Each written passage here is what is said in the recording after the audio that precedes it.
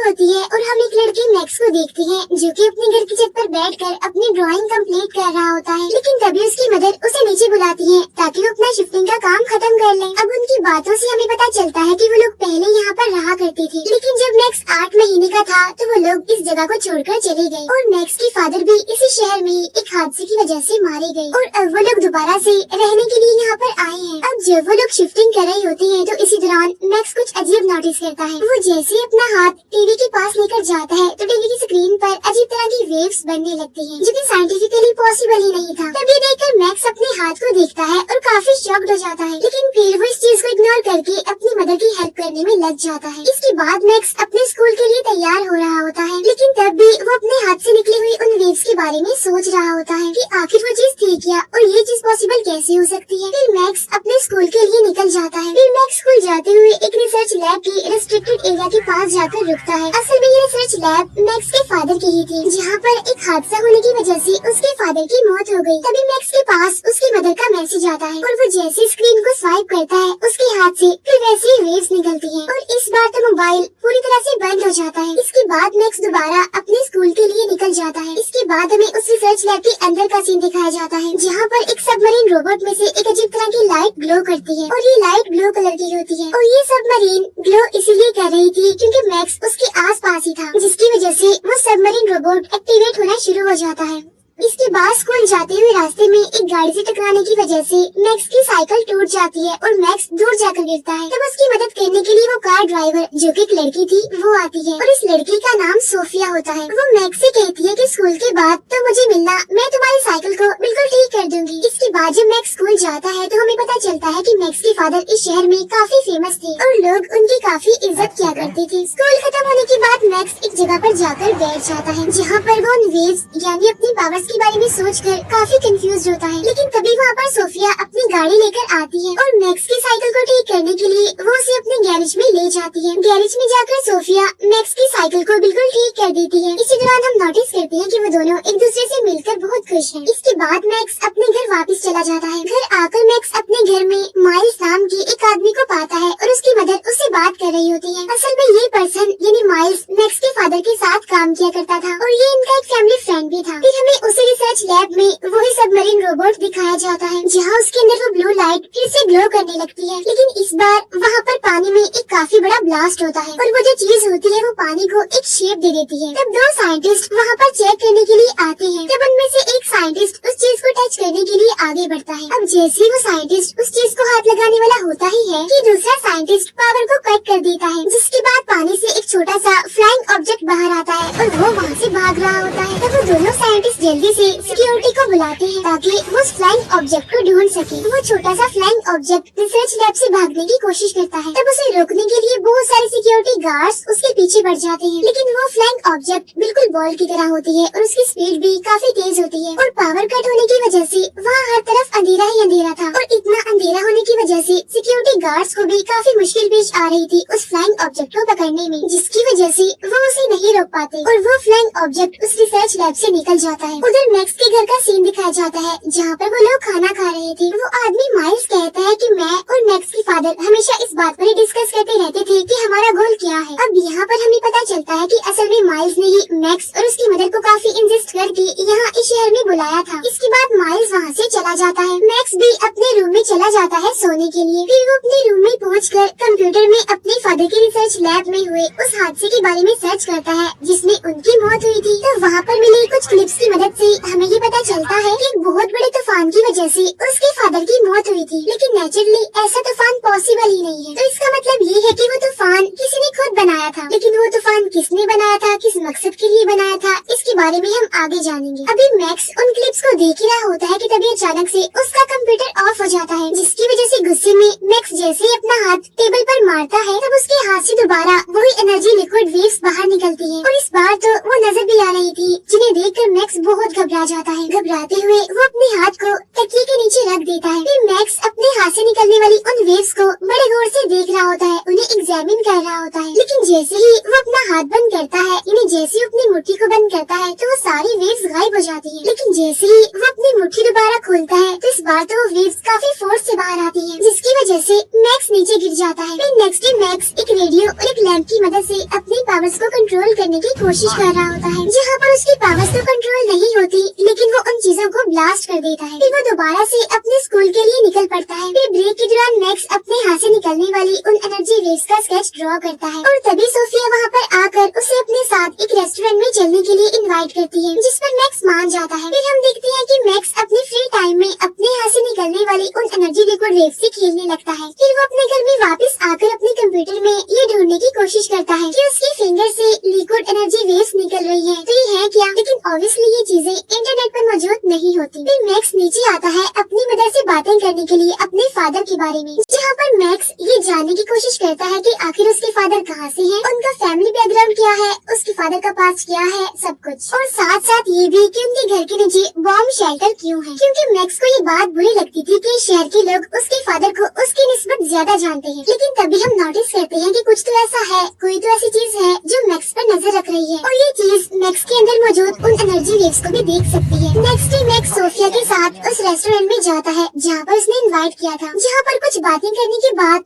Max की तबीयत खराब होने लगती है क्योंकि उसकी पावर्स ओवरलोड हो रही थी, जहाँ पर उसकी हालत अब देखते ही देखते बिगड़ने लगती है। इसीलिए वो फौरन वॉशरूम चला जाता है और वॉशरूम में जाकर जैसे ही वो मिरर में देखता है तो वो नोटिस करता है कि उसकी आंखों में से ब्लू लाइट्स निकल रही हैं और उसके हाथों से भी अब पहले की निस्बत ज्यादा एनर्जी वेव्स निकल रही है। लेकिन इस बार तो वो कंट्रोल भी नहीं कर पा रहा था। लेकिन जैसे मैक्स उन एनर्जी वेव्स को ऑफ करता है वॉशरूम की लाइट्स भी ऑफ हो जाती है, जिसकी वजह से वहाँ पर हर तरफ अंधेरा हो जाता है और अब तो मैक्स की बॉडी से भी ब्लू कलर की लाइट्स निकलने लगती है, जो कि काफी हैरान कर देने वाली बात थी। इसका मतलब ये है कि उसकी पूरी बॉडी में ही एनर्जी वेव्स हैं, न कि सिर्फ उसके हाथों में। अब इन सब की वजह से जाहिर सी बात है मैक्स बहुत डर जाता है और वो सोफिया को वहीं पर अकेला छोड़कर वहाँ से भाग जाता है। लेकिन यहाँ पर हम नोटिस करते हैं कि जो चीज मैक्स पर नजर रख रही थी वो उसका पीछा करते हुए यहाँ रेस्टोरेंट में भी आई हुई थी। अब जहाँ जहाँ मैक्स भाग रहा होता है, जा रहा होता है, वो चीज भी उसका पीछा करती है। मैक्स भागते भागते जंगल में चला जाता है और जंगल में पहुँचते ही मैक्स की बॉडी से निकलती हुई एनर्जी वेव्स बहुत ही ज्यादा क्वांटिटी में अब बाहर निकलती है, यानी कि उसकी एनर्जी वेव्स अब आउट ऑफ कंट्रोल हो गई थी, जिसकी वजह से अब सिचुएशन भी कंट्रोल से बाहर निकलती हुई नजर आ रही थी। इन सबसे डरते हुए घबराते हुए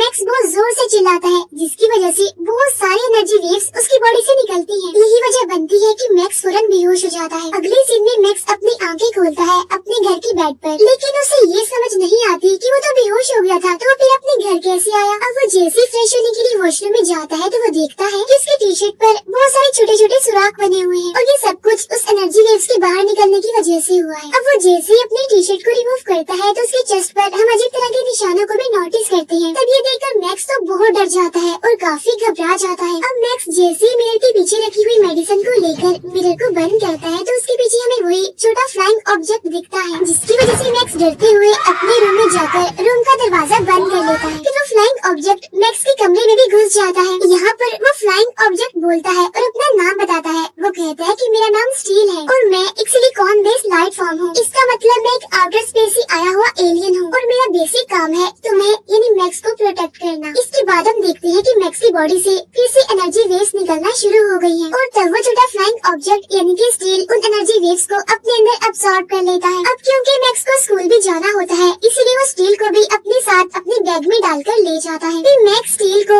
उसी जगह पर छोड़ने जाता है जहाँ पर वो उसे फर्स्ट टाइम मिला था, यानी कि जंगल में। अब जंगल के रास्ते से जाते हुए स्टील मैक्स को बताता है कि तुम्हारी बॉडी से जो एनर्जी वेव्स निकल रही हैं, इसकी वजह से ही तुम जिंदा हो और अगर मैं तुम्हारी बॉडी से निकलने वाली उन एनर्जी वेव्स को अब्सॉर्ब नहीं करूँगा तो तुम ब्लास्ट हो जाओगे। इतनी ही देर में वहाँ पर कुछ खतरनाक लोग आ जाते हैं जिनके पास गन्स भी होती हैं। ये लोग असल में स्टील को ढूंढने के लिए यहाँ पर आए थे। तब उनको देखते ही मैक्स और स्टील दोनों ही छुप जाते हैं। फिर हम देखते हैं कि वो लोग एक डिवाइस की मदद से उन एनर्जी वेव्स का पता लगा रहे थे, लेकिन यहाँ पर मैक्स अपनी पावर्स का यूज करके उस डिवाइस को ऑफ कर देता है। इसका मतलब ये है कि अब मैक्स थोड़ा बहुत अपनी पावर्स को कंट्रोल करना सीख गया है। लेकिन तभी अचानक उन लोगों की नजर मैक्स और स्टील पर पड़ जाती है और वो उन पर फायरिंग करने लगते हैं। इसी वजह से मैक्स और स्टील को वहाँ से भागना पड़ता है। अब भागते भागते स्टील को कुछ यादें आने लगती हैं। अब क्योंकि मैक्स और स्टील दोनों एक दूसरे के साथ कनेक्टेड हैं, इसीलिए स्टील की उन यादों को मैक्स भी देख पा रहा था, जिसमें पहले तो वो रिसर्च लैब की तबाही को देखता है और बाद में उन्हें स्टील की रिफ्लेक्शन भी नजर आती है। और जब मैक्स इस बारे में स्टील से पूछता है है तो वो उसे कुछ भी नहीं बता पाता, क्योंकि स्टील को भी ज्यादा कुछ याद नहीं होता। इसके बाद हम देखते हैं कि वही लोग दोबारा से उनके पीछे पड़ जाते हैं, जिसकी वजह से मैक्स स्टील को अपने साथ स्कूल ले जाता है। अब जैसे ही मैक्स की क्लास खत्म होती है तो उसकी मुलाकात सोफिया से होती है, जो मैक्स को फिर से रेस्टोरेंट में आने के लिए इनवाइट करती है। अब जैसा कि हम जानते हैं कि मैक्स अपने बैग में स्टील को छुपा कर लाया था, इसी वजह से वो बैग में अनकंफर्टेबल होकर हलचल कर रहा होता है, जिसकी वजह से मैक्स को वहाँ से जाना पड़ता है। फिर वो दोनों एक ग्राउंड में जाकर बैठ जाते हैं और डिस्कस करने लगते हैं कि सारी सिचुएशन को कैसे कंट्रोल किया जाए। तभी उस टाइम मैक्स की बैग से एक ड्राइंग बाहर आती है, जहाँ पर उसने अपने ही फादर की रिसर्च लैब को ड्रॉ किया हुआ था। तब ये देखकर स्टील उसे बताता है कि हम लोगों को मारने के लिए अल्ट्रा लिंक्स आएंगे। अल्ट्रा लिंक्स भी असल में एक एलियन ही होता है और यही अल्ट्रा लिंक्स ही मैक्स के फादर की मौत की वजह है। इसके बाद वो दोनों अपने फादर के रिसर्च लैब में जाते हैं और अब ये लैब पूरी तरह से वीरान होती है। वहाँ पर जाकर मैक्स अपनी पावर्स की प्रैक्टिस करने लगता है, जहाँ पर मैक्स बहुत सारी नई नई चीजें करता है, जैसे कि वो वहाँ पर मार्शल आर्ट करता है, पार्कोर करता है और जिम्नास्टिक करता है। इसके बाद वो बड़े बड़े जंप भी करता है। इन शॉर्ट इतने थोड़े टाइम में ये सब कुछ करने की पावर्स उसके अंदर आ जाती है। फिर मैक्स गलती से एक काफी बड़ा जंप कर देता है और ऊपर जाकर वो बाय मिस्टेक नीचे गिर जाता है, लेकिन ठीक टाइम पर स्टील उसे बचा देता है। लेकिन तभी वो दोनों आपस में लिंक्ड हो जाते हैं, जिसकी वजह से वो लोग ट्रांसफॉर्म हो जाते हैं एक अलग ही तरह की सूट में। तब सूट अप होते ही मैक्स को कुछ विजन आते हैं, जो कि असल में स्टील की मेमोरीज होती हैं, यानी उसकी यादें, जिसमें कि वो अपने फादर को देखता है और मैक्स के फादर स्टील को देखते ही पहचान लेते हैं। इसके बाद जब वो दोनों अनलिंक्ड होते हैं तो मैक्स स्टील से पूछता है कि तुम मेरे फादर को कैसे जानते हो, लेकिन इसका जवाब स्टील नहीं दे पाता, क्योंकि उसको भी कुछ याद नहीं होता। लेकिन वो सिर्फ ये कहता है कि जिस तूफान से तुम्हारे फादर की मौत हुई थी वो असल में एक अल्ट्रा लिंक था। इसके बाद हमें अगले दिन का सीन दिखाया जाता है, जहाँ पर मैक्स और स्टील घर में होते हैं, जहाँ पर मैक्स डिसाइड करता है सब कुछ अपनी मदर को बताने का, लेकिन उसकी मदर तो घर पर ही नहीं होती। तभी मैक्स अपने फ्रिज पर एंटिक का साइन देखता है और वो डिसाइड करता है कि वो एंटिक जाकर माइल्स से इस बारे में सब कुछ पूछेगा। एंटिक असल में एक कंपनी होती है और मैक्स माइल्स के पास इसीलिए जाना चाहता था क्योंकि उसके फादर की मौत के टाइम माइल्स भी वहीं पर ही मौजूद था। इसीलिए वो स्टील को लेकर वहाँ से निकल पड़ता है, लेकिन रास्ते में दोबारा और फिर वही लोग मिल जाते हैं जो पहले भी उनका पीछा कर रहे थे। तब मैक्स किसी तरह उनका ध्यान भटकाते हुए दोबारा से सोफिया की गाड़ी के आगे आ जाता है, लेकिन अब क्योंकि एंटिक यहाँ से 20 माइल की दूरी पर था, इसीलिए वो सोफिया से लिफ्ट ले लेता है। फिर इसी एंटिक की लॉन्ग जर्नी में वो दोनों एक दूसरे से बातें करते हैं और एक दूसरे के साथ कनेक्ट होने की भी कोशिश करते हैं, जिसके लिए वो दोनों आपस में काफी फ्रैंक होकर बातें करते हैं। फिर कुछ टाइम के बाद वो लोग एंटिक पहुँचते हैं माइल्स से मिलने के लिए, जहाँ पर माइल्स मैक्स के फादर के काम को आगे बढ़ाने की कोशिश कर रहा है। फिर मैक्स माइल्स से अकेले में जाकर बात करता है। असल में मैक्स ये जानना चाहता था कि जिस रात उसके फादर की डेथ हुई थी उस रात को एक्चुअल में उसके फादर के साथ हुआ क्या था, लेकिन ये बात माइल्स को भी पता नहीं होती, क्योंकि वो तो मैक्स के फादर की मौत के बाद वहाँ पर पहुँचा था। और तभी माइल्स मैक्स को एक डिवाइस दिखाता है, जो कि असल में मैक्स के फादर का ही बनाया हुआ एक मॉडल है और ये डिवाइस एनर्जी को यूज करती है, लेकिन सिंपल कहा जाए तो ये डिवाइस क्लीन एनर्जी का सोर्स है। इसी दौरान मैक्स की तबीयत फिर से खराब होने लगती है, क्योंकि उसकी बॉडी के अंदर जो एनर्जी वेव्स थी वो फिर से ओवरलोड हो रही थी। तब उसकी बॉडी से निकलने वाली एनर्जी वेव्स को माइल्स भी देख लेता है, जिसे देखकर वो बहुत ही ज्यादा शॉक्ड हो जाता है और मैक्स पहले की तरह ही वहाँ से भाग जाता है। भागते भागते मैक्स एक जगह पर आ जाता है, जहाँ पर एक अजीब सा तूफान उसका पीछा कर रहा था और इसी दौरान एक औरत की गाड़ी रेलवे ट्रैक पर आकर फंस जाती है। तब मैक्स उस लेडी की हेल्प करने के लिए जाता है और वो अपनी पावर से उसकी गाड़ी को स्टार्ट भी कर देता है। अब देखते ही देखते वो तूफान मैक्स को अपनी तरफ खींचने लगता है और जब वो मैक्स को निगलने ही वाला होता है तो बिल्कुल ठीक टाइम पर वहाँ स्टील आ जाता है। यहाँ पर वो दोनों लिंक्ड होते हैं और एक बार फिर से उस सूट में ट्रांसफॉर्म हो जाते हैं और इस बार मैक्स काफी अच्छे से उस सूट का इस्तेमाल करके उस तूफान को खत्म कर देता है और ये तूफान भी एक अल्ट्रा लिंक था। तूफान को खत्म करने के बाद जब मैक्स अल्ट्रा लिंक की तरफ आगे बढ़ता है तो वो देखता है कि वो अल्ट्रा लिंक तो बिल्कुल स्टील की तरह ही दिख रहा है, तो इसका मतलब साफ था कि स्टील भी अल्ट्रा लिंक का ही हिस्सा है। तब यहाँ पर फिर से मैक्स को विजन्स आने लगते हैं और इन विजन्स को देखकर ऐसे लगता है कि स्टील ने मैक्स के फादर को मारा है, लेकिन स्टील यहाँ पर मैक्स को बताता है कि तुम्हारे फादर इस एनर्जी वेव को जो कि तुम्हारे अंदर है इसे अल्ट्रा लिंक के खिलाफ यूज कर रहे थे, यानी कि तुम्हारे फादर के अंदर भी ये एनर्जी मौजूद थी जो कि तुम्हारे अंदर है। यहाँ पर स्टील मैक्स को ये भी बताता है कि अल्ट्रा लिंक्स असल में जमीन को डिस्ट्रॉय करने के लिए आए हैं और सिर्फ तुम्हारी एनर्जी ही अल्ट्रा लिंक्स को रोक सकती है। लेकिन मैक्स इन सभी चीजों की वजह से काफी पैनिक कर जाता है और काफी डर भी जाता है, क्योंकि ये सारे काम उसके फादर भी कर रहे थे और उनकी मौत हो गई। इसीलिए वो भागकर अपने अपने घर जाता है, जहाँ पर वो देखता है कि कुछ ऑफिसर्स उसके घर की तलाशी ले रहे हैं। तभी ये देखकर मैक्स समझ जाता है कि ये सारे लोग उसके पीछे उसके घर तक आ गए हैं। इसी वजह से मैक्स वहाँ से भागकर सोफिया के घर चला जाता है, जहाँ वो सोफिया की गाड़ी उससे मांगता है और गाड़ी में बैठकर वो एंटी के लिए निकल जाता है। और रास्ते में वो माइल्स को कॉल करता है। तब माइल्स उसे उसकी फादर की पुरानी रिसर्च लैब की तरफ आने के लिए कहता है। इसके फौरन बाद हमें मैक्स के घर का सीन दिखाया जाता है, जहाँ पर इस मूवी का एक बड़ा ट्विस्ट रिवील होता है कि मैक्स की मदर असल में एंटी कंपनी की असल ऑनर है और वो उन ऑफिसर्स को मैक्स को ढूंढने का ऑर्डर देती है। इसके बाद हमें दोबारा से रिसर्च लैब का सीन दिखाया जाता है, जहाँ पर मैक्स कुछ लाइट्स को फॉलो करते हुए आगे बढ़ता है और लाइट्स को फॉलो करते हुए मैक्स उस प्रोटोटाइप की तरफ आगे बढ़ता है, जिसके अंदर स्टील अभी स्लीपिंग मोड में होता है। असल में ये एक चेम्बर की तरह का होता है और तभी मैक्स को फिर से विजन्स आने लगते हैं। और अब हमें यहाँ पर पता चल जाता है कि आखिर कैसे मैक्स की फादर की मौत हुई थी, जहाँ पर असल में स्टील की वजह से नहीं बल्कि माइल्स की वजह से ही मैक्स की फादर की मौत हुई, क्योंकि माइल्स ही असल में उन अल्ट्रा लिंक्स के साथ मिलकर मैक्स की फादर को मार डालता है और मैक्स के फादर के अंदर जितनी भी पावर्स, जितनी भी एनर्जी होती है वो उस सबको बाहर निकाल लेता है। लेकिन मरने से पहले मैक्स के फादर स्टील को ये ऑर्डर देते हैं कि जब मैक्स बड़ा हो जाएगा तो स्टील तुम उसके पास जाकर उसको प्रोटेक्ट करना। और इतना कहते ही मैक्स के फादर की मौत हो जाती है। तभी हम पीछे से माइल को देखते हैं, जो कि अपने सूट के साथ वहाँ पर आता है। माइल्स को देखते ही मैक्स उसे मारने की कोशिश करता है, लेकिन वो माइल्स के आगे कुछ नहीं कर पाता। इसके बाद माइल्स मैक्स को उस चेम्बर के अंदर जाने के लिए कहता है। तब मैक्स उस चेम्बर के अंदर जाते ही फिर से